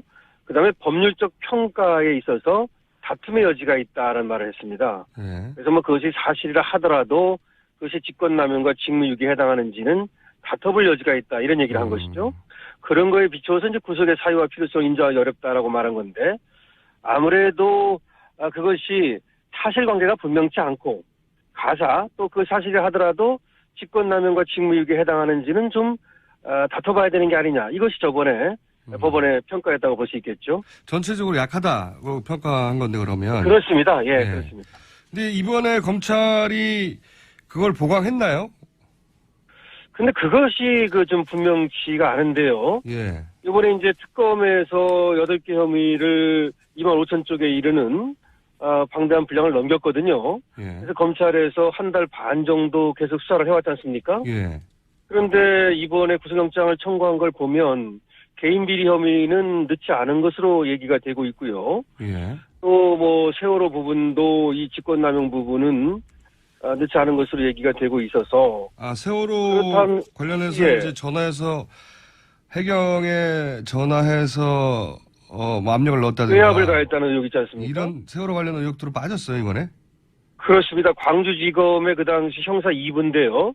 여기에서 세월호를 수사하고 있었거든요. 예. 그런데 전화를 걸어서 해경 서버를 압수수색하는 것을 하지 말아달라 뭐 이런 말을 했는데 그렇죠. 물론 나중에 하긴 했습니다. 예. 근데 이제 그것이 하나의 어떤 수사 상황을 알아본 것뿐이지 어떤 외압을 가해서 직권남용 정도는 아니다라고 이제 얘기를 해왔거든요. 전 수석 쪽에서는. 예, 그쪽이 해명인데 그거는. 예. 예. 그런데 아마 이게 직권남용이 되려면 이 의사를 강압할 정도에 이르러야 되는데 이것이 좀 어렵다고 본 것인지 하여튼 이 부분이 좀 제외됐다는 보도거든요. 그렇다면은 개인 비리하고 이 세월호 부분이 사실은 저번에 특검에서 구속영장을 재청구하면 100% 발부될 것이다라는 말을 박영수 특검이 하면서 이 세월호 부분하고 개인 비리를 얘기했거든요. 예. 그런데 이 두 개가 구속영장 청구에 빠졌다면 다른 것들이 촘촘하게 구성이 됐어야만 영장이 발부가 될 수 있는데 그것이 조금 지금으로서는 좀 어떤지 모르겠습니다. 걱정이 다만 되시는, 예. 네. 걱정이 되시는 걱정이 부분은, 되죠. 예. 예. 다만 이번에 특검과 달리 검찰에서 말이죠. 예. 이 부분을 하나 새로 밝혀내서 구속영장에 청구를 했습니다. 뭐냐면 대한체육회 부분인데요. 예. 원래가 이제 최순실 씨가 K스포츠 클럽이라는 거를 이제 만들어가지고, 예. 문체부 산하, 공용으로 하던 이, 거점 스포츠 사업이라고 하는 거, 하남에다가 하려고 했던 거 있지 않습니까? 예. 그거를 이제 소위 최순실 씨가 먹으려고 그랬던 거예요. 예. 그랬는데 이제 그거를 대한체육회에서 이제 좀 말을 안 들고 그렇게 최순실 씨가 해달라는 걸 안 해주니까, 예. 이 우병우 전 수석이 대한체육회를 감찰하려 했다는 정황이 있거든요. 아하. 다시 말하면 대한체육회를 감찰을 함으로써 외압을 가해가지고 최순실의 K스포츠 클럽 사업을 도와주도록 하려고 했다는 정황이 있습니다. 최순실 이권을 도와줬다 간접적으로. 그렇죠. 예. 근데 외압을 가하기 위해서 대한체육회를 감찰하려고 했다가 하지는 못했어요. 그것도. 어쨌든 그런 정황이 있어서 이것이 구속영장에 적시가 된 걸로 지금 보도가 되고 있거든요. 그래서 물론 이제까지 나왔던 뭐 인사농단, 애교부라든가 문화체육부라든가 공정거래위원회 그것들은 뭐 저번에 다 나와 있던 거고요. 예. 이번에 대한체육회 부분이 새로 들어간 부분이고 이것이 조금 이제 또 이 구속영장 발부에 있어서 하나 역할을 하지 않을까 이런 생각은 들지요. 그런데 이제 말씀을 듣다 보니까 세월호 관련이 빠지고 그런 것이 보강됐다고 하더라도 이게 결정적이겠구나 하는 생각까지는 좀 안 가는 게 이게 우병우 전 수석이 워낙 일 처리를 꼼꼼하게 자신은 빠져나가면서 했기 때문입니까? 아니면은 흔히 이야기하듯이 이제 검찰 내 우병우 라인이 건재하기 때문에 수사를 더 압박해서 못하는 이유일까요? 어떻게 보세요? 두 가지 다라고 볼 수 있어요. 둘 다요? 저는 지금, 예. 일각에서는 우병우가 이번에 영장이 발부될 것이라는 걸 낙관하는 것 같은데요. 예. 물론 그럴 수도 있습니다만은 그렇지 않을 수도 있습니다. 영장만 보시면은 청구된 영장의 내용만으로는 지난번과 크게 강화됐다고 크게 벌써 달라진 것이 없다라고 그러니까요. 보이는 거죠. 예. 물론 이제 법리 구성을 얼마나 꼼꼼히 했는지 그거는 뭐 제가 영장을 직접 본 것은 아니니까요. 예. 그런데 지금 앵커께서 말씀하신 두 가지 이유로 하나는 저번에 특검에서 얘기했던 것이 세월호 부분하고 개인 비리 부분은 분명히 인정이 된다. 예. 그래서 영장을 재청구하면 100% 확실한다라는 것이 그 두 부분이었는데 그걸 뺐지 않습니까? 오히려 그 두 개가 빠졌다면 예. 왜 빠졌는지는 정확히 알 수 없으나 예. 그럼 특검과 검찰이 지금 생각을 달리했다는 거 아닙니까? 그렇죠. 아니면은 지금 세월호 부분을 특검에서 수사를 했더라면 현직 검사까지 다 불러가지고 자기들이 조사를 했더라면 전체를 밝혀낼 수 있을 것이라고 낙관했는데 예. 공이 검찰로 넘어가면서 이걸 제대로 다시 말해서 현직 검찰 법무부라든지 대검이라든지 이 부분을 다 조사를 하려면 다 파헤쳐야 되는데 예. 그거를 하다 말았을 가능성도 배제할 수 없는 거죠. 그 특검이 자신했던 세월호 부분은 빼버렸는데 이 세월호 부분을 빼버린 게 혹시 우병우 민정수석만 여기 관여된 게 아니라 검찰 내에 어떤 라인도 관여됐기 때문에 부담스러워 뺀 게 아니냐 이런 의혹을 가질 수도 있는 거 아니겠습니까? 그렇습니다. 예. 그러니까 두 가지 해석이 가능한 건데 이 부분을 조사를 해보니까 예. 정말로 뭐 그 직권남용까지 아무리 이걸 직권남용으로 영장 청구를 한다 해도 법원에서 인정받기가 어렵다 그래서 뺐는지 아니면 좀 더 직권남용으로 인정을 받기 위해서는 수사를 깊이 파고 들어가야 되는데 깊이 파고 들어가지 않기 위해서 뺀 것인지는 분명치 않으나 예. 지금 이 부분이 빠진 것이 영장 발부에 어떤 역할을 하는지 좀 지켜봐야 된다는 말씀을 드리는 것이고요. 그러니까 언론이 대체로 뭐 대통령까지 구속된 상황에서 우병우 전 민정수석이야 뭐 두 번째 영장 청구인데 당연히 구속될 가능성이 높지 않겠냐고 하는 전망에 대해서 꼭 그렇지는 않다고 보시는 거군요. 그렇습니다. 그러니까 기본적으로 이제 그거는 하나의 낙관주의인데요. 대통령까지 구속이 됐기 때문에 뭐 또 두 번째 청구고 그렇게 보고 있으나 지금 그것이 법원에서 지금 이 두 가지 빠진 것이 저는 조금 다른 것이 물론 보강이 충분히 됐다면 그것으로도 뭐 영장은 발부될 수 있는 것입니다. 예. 그렇지만 그 점은 조금 제가 주목해 봐야 된다는 말씀을 드리는 것이고요. 네. 그래서 이제 검찰의 수사 의지에 대해서 의구심을 아직도 여전히 가지시는 거고요. 그렇죠? 네, 뭐 그런 면이 있다는 얘기죠. 네, 뭐 검찰에서는 나름대로는 또 물론 열심히 했다고 자평하고 있고 저번에도 검찰에서 특검에서 넘어온 거에다가 두 가지 세 가지 혐의를 또 더했다 이런 얘기도 했습니다. 그래서 저는 그 검찰의 의지가 상당한 것으로 보고 있었는데요. 이번에 이제 영장 청구가 된 것을 보면 어쩔 수 없는 부분이 있었는지 아니면 그것이 또 검찰의 어떤 이기주의 조직부 의지인지 이건 뭐 정확히 알 수 없습니다만은 어쨌든 간에 지금 이제 검찰도 검경 수사권 조정이라든지 검찰 개혁에 대한 목소리가 굉장히 높아지고 있기 때문에 거기에 대해서 이제 부담을 느끼는 것은 당연합니다만 문제는 그 우전 수석이 민정수석으로 있으면서 김순환 검찰총장이라든지 이영렬 서울중앙지검장이라든지 심지어 또 한웅재 담당 검사하고도 그 전화를 했다는 의혹이 있지 않습니까? 그런 것이 밝혀진 면이 있죠. 여보세요? 이건 어떻습니까? 네. 듣고 있습니다, 변호사님. 예. 예, 마지막 질문인데요. 예. 그래서, 예. 저도 그런 걱정, 것들, 예. 그런 것들이 결국 어떤, 아직까지도, 그것이 영향력을 발휘하고 있어서, 예. 그래서 또 그런 것이 아닌지 또 이런 걱정도 좀 드는 것이죠. 네. 네. 변호사님이, 이렇게 저희 연결했는데 제가 끊어진 줄 알고 여보세요 하는 것도 처음이었습니다. 이거. 마지막 방송사고 아닌가 모르겠습니다. 네, 마지막 질문인데요. 네네. 혹시 구속영장이 발부되지 않고 기각되면, 네네. 기각될 가능성도 이제 있는 걸로 보시는 건데, 기각되면 후폭풍이 어떨까요? 글쎄요, 뭐, 제가 지금 뭐, 어떻게 될 거라고는 예상하는 건 지금은 뭐, 정확할 수는 없는 것인데요. 어쨌든 그런 면이 있다는 걸 말씀드리는 것이고, 예. 글쎄요. 몇 대 몇 되면은 정도로 보십니까? 몇 대 몇? 발부 몇, 기각 몇? 5대5인 것 같아요, 5대5. 높게 오시네요, 기각을. 예, 5대5 정도 보고 있습니다. 자, 그러면요. 예. 저희가 발부되면 연결 안 하고, 네. 기각되면 한 번 더 연결해가지고, 예, 알겠습니다. 왜 기각되는지 여쭤보겠습니다. 네. 네, 예, 고맙습니다. 네, 오늘 말씀 감사합니다. 네, 네. 지금까지 강신업 전 대한변협 공보이사였습니다.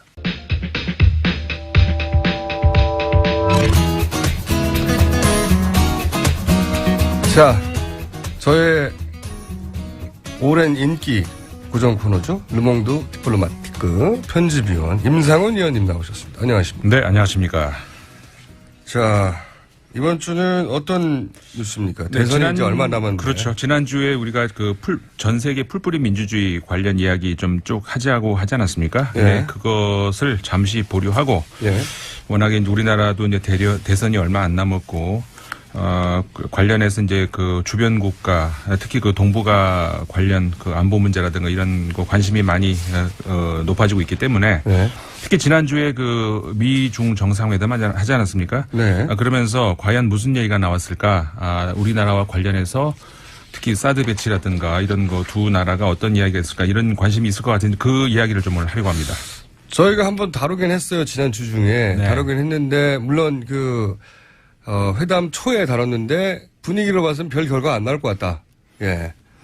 그렇죠. 그게 정확합니다. 이미 사실 이번에도 그렇지만 끝났는데 결과가 실제 별거 안 나왔어요. 틸러슨 장관이 그 동아시아 방문했을 때도 그러지 않았습니까? 기대를 우리나라만 잔뜩 했죠. 네. 근데 뭐 아무것도 없었잖아요. 이번에도 사실 미중 정상이 만나가지고 얼마나 그 사드 관련해서 할 얘기가 미국 입장에서도 그리고 중국 입장에서도 어떻게 절충될 여지가 없잖아요. 결과가 이렇게 나올 것이라고는 우리가 사실 예상을 할 수 있었죠. 네. 다른 합의 내용, 이슈별 합의 내용 잠깐 무역 관련해서도 그다음에 양국 간의 그 보복 관세 문제, 포괄적인 경제 대화를 시작한다 이런 정도 합의는 있었는데 사드 문제에 대해서는 구체적인 언급이 전혀 없습니다. 전혀 없어요. 예. 예. 우리는 이제 틀림없이 뭔가 나올 것이다 구체적으로. 네. 구체적으로가 아니라 두리뭉실하게도 아무런 언급이 없이. 예. 그러니까는 물론 끝난 후에 틸러슨 장관이 그런 중국 측에서 요구가 있었다. 근데 우리 미국 측에서도 요구를 했다. 이런 정도 이야기만 있었고 중국에서도 마찬가지입니다. 왕이 부장이 사드 관련해서 항의가 있었다. 이런 이야기는 있었지만 정상들 간에 어떤 합의가 있었다든가 이런 건 전혀 얘기가 없었고요. 진척이 전혀 없습니다. 그거는 그건 사실 아까도 말씀드렸죠. 예상됐었던 겁니다. 다만 우리나라가 잔뜩 기대를 하고 있었던 건데 근데 그런 거와 관련해서 피해는 우리가 보고 있으니까요. 지금 당장. 그렇죠. 우리 기업들이. 사드 배치 관련해서 우리가 좀 분명히 알아야 될 것은 우리나라에서도 워낙 이야기가 많이 나오고 있습니다만은 과연 이 사드가 한반도 안보를 위한 것이냐. 이런 거 가지고 사실 그 대선 후보들 간에도 논의가 있지 않습니까? 네. 사실 그걸 가지고 우리가 지금도 오늘도 이야기가 많이 나왔습니다만은 보수 후보가 과연 없느냐 분명히 이제 있는 것 같아요. 네. 구도가 진보 후보, 보수 후보가 일단 그 사드 배치를 가지고도 분명히 나눠지는 것 같은데, 사실 보수가 나쁜 거 아니잖아요. 보수 네. 후보라고는 얘기를 하면 될 것 같은데, 왜, 안 하는지 모르겠어요. 보수적인. 왜냐면 모두에게 표를 받고 싶게 욕심이다 보니까. 분명히 해야죠. 그거는 네. 유권자에 대한. 문재인 후보도 다소의 전략적 모호성을 유지하고. 그렇죠. 안철수 후보는 아예 이제 사드 찬성 쪽으로 분명히 돌아서죠. 메시지를 보수한테 예, 그러면서 이제 지난주에도 한 토론회에서 정책 토론회에 참가해서 그런 얘기를 했습니다. 안철수 후보가 국익을 위한 것이 이제 일단 외교다. 그렇기 때문에 국가 간의 외교적인 합의를 한 것은 다음 정부에서도 이행을 해야 된다. 이런 이야기를 분명히 했었죠. 예. 그러면서 사드 문제에 대해서는 입장을 안철수 후보가 확실히 찬성적으로 명확하게 그렇죠. 바꾼 것으로 분명 최근에. 보수 후보로서의 어떤 입장을 분명히 했습니다. 근데 그것과 관련해서 과연 사드 배치가 그러면 한반도 안보를 위한 것이냐 이 관련해서 제가 미국의 한 신문의 사설을 하나 가지고 왔습니다. 예. 워싱턴 타임스 신문인데요. 워싱턴 포스트고 뉴욕 타임즈 아닙니까? 아닙니다. 워싱턴 타임스가 네. 또 있어요? 예. 4월 7일자인데요. 워싱턴 타임스 잠깐만요. 이게 주요한 매체인가요? 그래도 있죠. 물론 워싱턴 포스트나 뉴욕 타임스 정도의 비중은 가지 않지만 그 다음 정도 됩니까? 워싱턴 타임스. 헷갈리는데. 이 우리말로 네. 하자면은 아닌 것 같기도 하고. 네. 한국이 아주 심하게 트럼프의 그 주의를 필요로 한다. 애정을 간절히 원한다. 그러니까 자 한국이 트럼프의 애정을 갈구한다. 뭐 이런 네, 겁니까? 그렇습니다. 네. 그 찾아보시면 좋을 것 같습니다. 제가 이제 뭐 번역을 잘못한 건지 제대로 한 건지 한번 저 청취자분들 보시기 위해서 South Korea badly in need of a little Trump attention이라고 하는 기사를 쳐보시면 나옵니다. 어떤 그런 내용, 말이군요. 네, 어떤 내용이냐면은 네. 그러니까 이제 뭐 기니까 제가 다 읽어드릴 수는 없는데 주요 내용이 일본에게는 이제 영내 동맹들에 대한 미국의 책임을 확산시켜 주는데 이제 미국이 주력한다는 겁니다. 네. 2차례 골프 회동도 했고 세계가 왕성한 미일 관계를 확실히 볼 수 있게 했고 여전히 일본 국민들에게 미국 동맹이 신뢰받고 있음을 확신시켰다. 틸러슨도 가서 뭐 이 지역에서 가장 중요한 넘버원은 일본이라고 사실 얘기했죠. 그랬던 적은 그 태평양 전쟁 이후로 항상 그래왔죠. 항상 그래왔는데 이제 네. 이번에 분명히 얘기를 해준 거죠. 근데 그동안은 미국이 외교적으로 둘 다 중요하다고 말을 하다가 네. 틸러슨이 와서 아니다 일본이 더 중요하다고 확실히 말을 해버린 그래서 거죠. 이 사설도 이제 더 읽어드리면요. 그런데 양국 관계의 확고함을 재확인시켰던 중요한 한 동맹 떠올릴 수 있을까? 이곳이라는 것은 한국을 얘기하는 겁니다. 네. 미국 대사는 아직 임명되지도 않은 상태고 이 오랜 우방국은 이번 주 트럼프 대통령과 시 주석과의 회담에 관련한 정보를 제대로 받지 못하게 될 것이다. 미국은 한국이 찬밥 신세라는 얘기는? 그렇죠. 조금 더 떠나서 이렇게 됩니다. 미국은 한국에 사드를 배치하는 중이다. 그러나 사드는 탄도미사일 요격을 위한 장거리 고고도 방어 체계다. 이 시스템은 그러니까 무슨 얘기인지 아시겠죠? 네. 장거리 고고도 방어 체계다. 결국 한국을 위한 게 아니라는 거죠. 그렇죠. 그렇기 때문에 이렇게 다음에 이렇게 돼 있습니다. 이 시스템은 괌 그리고 다른 미국 전초기지 등 미국과 일본의 자산을 수호하기 위해 고안된 것에 더 가깝다. 이게 이렇게 이제 있습니다. 사실 사드가 한반도를 위한 것이라고 믿는 사람들은 한국 사람들밖에 없습니다. 한국 사람들밖에 없도록 만들었죠. 박근혜 정부에서. 그리고 국방부에서도 사드 얘기가 그 전에 나왔을 때는 이게 우리한테 그렇죠. 안 맞는 거라고 그랬어요. 맞습니다. 국방부에서. 분명히 작년 7월 전까지는 국방부에서도 그런 거 우리 그 고려한 적 없다. 맞지 사드가 않는다. 그렇죠. 고고도 방어라는 게 대기권으로 올라갔다가 네. 내려올 때 요격하는 시스템인데 북한이 대기권으로 올렸다가 우리 땅에 그럴 미사일을 이유가 쏠 이유가 없잖아요. 그냥 쏘면 되는데. 네. 그러니까는 정확하게 사실관계를 좀 우리가 토론을 하고 우리 국민들의 지지하든 말든 해야 되는데요. 하면 좋은데 네. 그런 과정이 전혀 없었죠. 그러니까는 물론 사드를 설치를 해서 북한의 그 미사일에 대해서 요격을 할 수는 있죠. 하지만 그거는 몇 발 중에 몇 발이나 될까요? 이런 걸 검증해 본 적도 없거든요. 북한은 이미 1000여 개에 가까운 미사일기가 있는데 그거를 우리가 사실 전쟁을 억제한다는 것은 북한이 미사일을 쐈을 때 그걸 요격시킨다는 그거를 전쟁 억제로 삼으면 안 되죠. 이미 미사일 그거는- 쐈으면 끝난 그건 겁니다. 이미 끝난 겁니다. 서로. 그 이전에 그렇게 되기 전에 상황을 막아야 되는 것이지 사드를 배치해가지고 미사일을 요격시키면서 전쟁을 억제한다? 그렇게 믿는 사람들은 게다가 저는 이제 가장 안타까운 게 이겁니다.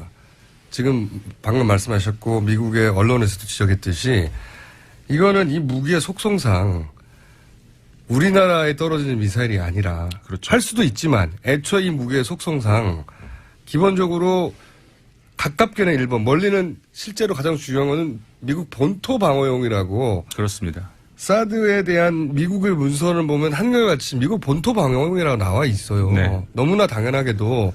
근데 자꾸 이걸 한국 방어용이라고 우리 국방부가 주장하고 우리 국방부도 재작년까지만 하더라도 사드는 우리 방어하고 상관없다고 하다가 갑자기 바꿨거든요. 네, 입장을. 그렇죠. 박근혜 정부에서 사드를 도입하는 걸로 결정하면서. 당시 주무 장관들도 잘 모르겠다는 그런 얘기도 분명히 있었지 않습니까? 그러니까 이게 누가 갑자기 결정한 건지는 모르겠는데 그래서 최순실 님이 등장하는 거죠. 국방부에서도 몰랐으니까 배치를. 네. 근데 이 무기는 기본적으로 한반도를 보호하기 위한 게 아니다. 네. 이게 이 무기에 대한 국방부의 설명이었고 미국의 설명이었는데 갑자기 이걸 우리나라를 위한 걸로 둔갑을 한 다음에 우리 대선 주자들이 이게 우리나라에 꼭 있어야 된다고 얘기를 하고 있는 상황이 이게 코미디라는 거죠. 맞습니다. 네. 그래서 이 사설 같은 경우에 제가 조금만 더 말씀드릴게요. 이제 다 읽어드릴 수 없는데 어쨌든 간에 이 중국으로부터 한국인들이 지금 공격을 받고 있다. 한국 기업들은 보이콧을 당하고 있다. 한국인들은 의구심을 가질 수밖에 없다. 한국이 중국과 북한에 맞서기 위해 대가를 치르고 있는 상황에서 한국이 논의에서 제외되고 있는 이유는 무엇인가? 영내 중요한 우방국 중 하나인 한국에 미국 대사가 임명되지 않는 이유는 무엇인가 이렇게 묻고 있습니다.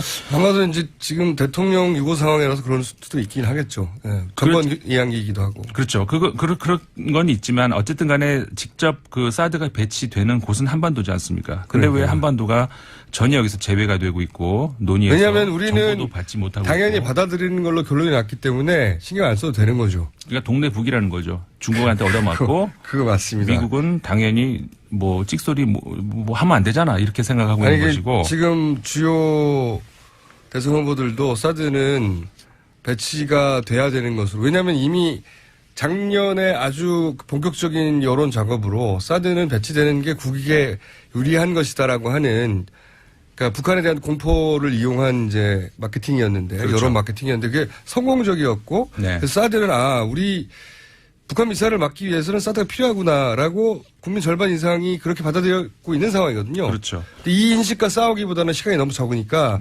모호하게 넘어가려고 하는 거죠. 지금 맞습니다. 당장은. 예. 그래서 이제 그 대선 후보들도 같은 경우에도 이 문제를 분명하게 입장을 밝히고 대선에 임해야 되지 않는가 이런 생각이 듭니다. 이 워싱턴 타임즈는 제가 보기에는 매체는 좀 작아요. 근데 중요한 건 이 기사를 쓴 사람이 누구냐 더 중요한 것 같은데 토드 우드라는 사람이 쓴 겁니다. 누군지는 모르겠네요. 그 사람은. 누군지는 모르겠는데. 언론일 다 아신 건 아니잖아요. 한번 확인해 봐 주시고. 네. 그러니까 그 논지를 경청할 만한 사람인가도 중요하니까요. 근데 어쨌든 이 주장은 우리한테 아픈 주장이네요. 네, 그렇죠. 찬밥이란 이런 얘기잖아요. 네, 그렇죠. 근데 그거에 대해서 그러니까는 어떻게 그러니까 제목을 보면은 저는 참 비참한 생각이 들어요. 한국 트럼프의 작은 애정 간절히 원해. 이게 뭡니까? 애정을 보여달라고 지금 하고 있는. 일단 이로 인한 피해는 우리만 받고 있으니까요. 네, 그렇죠. 네. 우리 기업들이 중국에서 이제 그 롯데 마트가 80% 이상인가요? 지금 문을 닫고 있잖아요. 네. 영업 정지.